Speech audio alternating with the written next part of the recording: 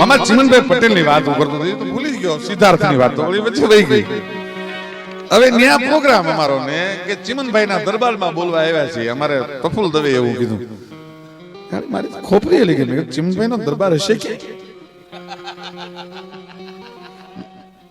કે ચિમનભાઈ ના દરબારમાં બોલવા આવ્યા છે. મુખ્યમંત્રી બરોબર છે, એને આપણે તો રાજા કહેવાય ગુજરાતના. મારો વારો આવ્યો એટલે મેં કીધું આદરણીય સીએમ સાહેબ મને માફ કરે. ચિમનભાઈ સાહેબ, આપ તો મુખ્યમંત્રી છો, આજે સીએમ છો, કાલ પીએમ પણ થાવ, પણ મારે આપને એક પ્રશ્ન કરવો છે કે આપનો કોઈ દી દરબાર હોય? બે ભાંગલ ગરાસિયાના ઘર હોય અને ગામમાં બસ ઊભી રહે એટલે બિચારા કચ્છમાંથી આવતા હોય, પૂછે કે ક્યાં જવું છે? તો દરબારગઢમાં જવું છે. એટલે દરબારગઢ ઓલા ભાંગલ ગરાસિયાના બે ઘર બતાવે, ગોલપા વિયા જાવ, પડાલમાં નળિયા નથી ને ઈ દરબારગઢ છે. પણ ચિમન પટેલ નો કોઈ દરબારગઢ ન હોઈ શકે. આવું મેં મોટ કીધેલું એને.